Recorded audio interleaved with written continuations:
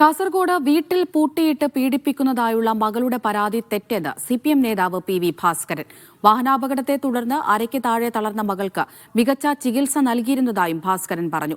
മകളെ കല്യാണം കഴിച്ച് നഷ്ടപരിഹാര തുക തട്ടിയെടുക്കുകയാണ് വൈദ്യന്റെ ലക്ഷ്യം. മകൾ എഴുന്നേറ്റ് നടക്കുമെന്ന പ്രതീക്ഷയിലാണ് നാഡീവൈദ്യത്തിലെത്തിയത്. എന്നാൽ 4 മാസം ചികിത്സ നടത്തിയിട്ടും മാറ്റമുണ്ടായില്ല. ഇതാണ് ചികിത്സ നിർത്താൻ കാരണമെന്നും അദ്ദേഹം പറഞ്ഞു. സംഗീത ഇന്നലെയാണ് ഗുരുതര ആരോപണങ്ങളടങ്ങിയ വീഡിയോ സന്ദേശം പുറത്തുവിട്ടത്.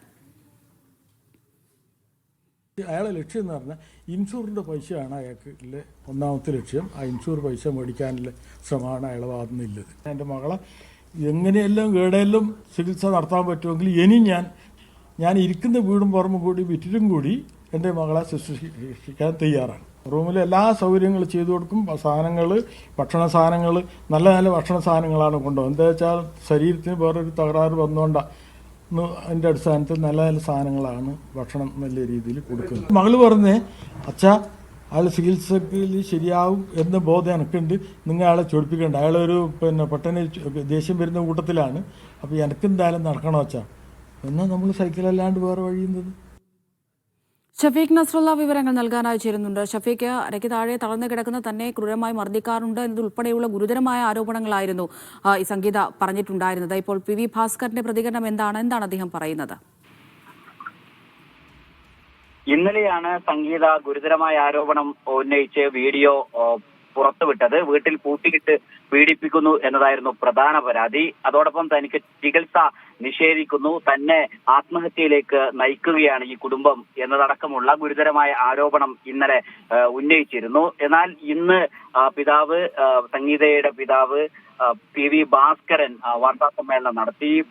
അമ്മയും ആ സഹോദരനും ഒപ്പമാണ് വാർത്താ സമ്മേളനത്തിനെത്തിയത്. PV ഭാസ്കരൻ പറഞ്ഞത് ഈ മകളുടെ എല്ലാ ആരോപണങ്ങളും അദ്ദേഹം നിഷേധിക്കുന്നുണ്ട്. തന്റെ പരമാവധി എല്ലാ ചികിത്സയും നൽകിയിട്ടുണ്ട്, ഇനിയും ആ ചികിത്സ നൽകും. തന്റെ കുടുംബാംഗം നൽകിയ ഒരു നിർദ്ദേശത്തിന്റെ അടിസ്ഥാനത്തിലാണ് ഈ നാഡീ വൈദ്യന്റെ അടുത്തേക്ക് എത്തിയത്. 8 മാസം മുൻപാണ് നാഡീ വൈദ്യന്റെ ചികിത്സയ്ക്ക് എത്തിയത്.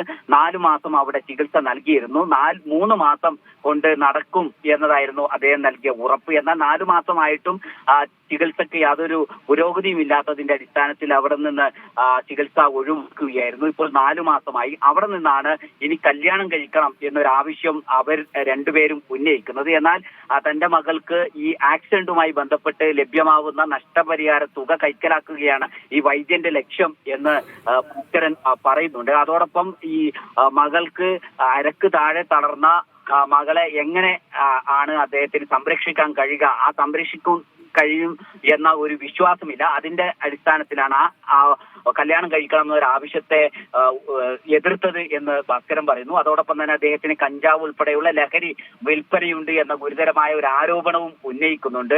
ഈ മകൾക്ക് ഫോൺ നൽകുന്നത് ഈ വൈദ്യനാണ് എന്നും അങ്ങനെ തങ്ങളിൽ നിന്ന് അകറ്റാനുള്ളൊരു ശ്രമം നടത്തുകയും കല്യാണം കഴിച്ച് നഷ്ടപരിഹാര തുക കൈക്കലാക്കുകയും ചെയ്യുക എന്നതാണ് ഈ വൈദ്യന്റെ ലക്ഷ്യം എന്നാണ് PV ഭാസ്കരൻ പറയുന്നത്. ഭാസ്കരൻ ഈ വാർത്താ സമ്മേളനം നടത്തുന്നു എന്ന വിവരം അറിഞ്ഞ് സംഗീത പുതിയൊരു വീഡിയോ കൂടി പുറത്തുവിട്ടിട്ടുണ്ട്. അതിൽ അച്ഛൻ തന്നെ എന്തുകൊണ്ട് ഈ വാർത്താ സമ്മേളനത്തിൽ പങ്കെടുപ്പിച്ചില്ല എന്ന കാര്യമാണ് സംഗീത ചോദിക്കുന്നത്. തന്റെ അരക്ക് താഴെ മാത്രമാണ് തളർന്നിട്ടുള്ളത്, തനിക്ക് കൈക്കും അതുപോലെ തന്നെ ബുദ്ധിക്കും യാതൊരു പ്രശ്നവുമില്ല, ഒരു നാൾ എല്ലാ സത്യവും പുറത്തു വരും എന്ന കാര്യം ഇന്ന് സംഗീത ഒരു പുതിയ വീഡിയോ പുറത്തുവിട്ട് പറയുന്നുണ്ട്.